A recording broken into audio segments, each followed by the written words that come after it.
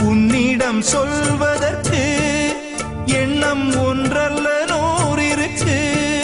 அதை நீயும் கேட்க நானும் சொல்ல ஏது வாசகம்.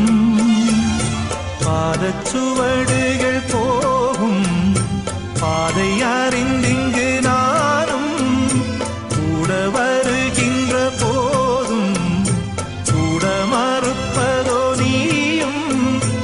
உள்ள கதவினை மெல்ல திறந்த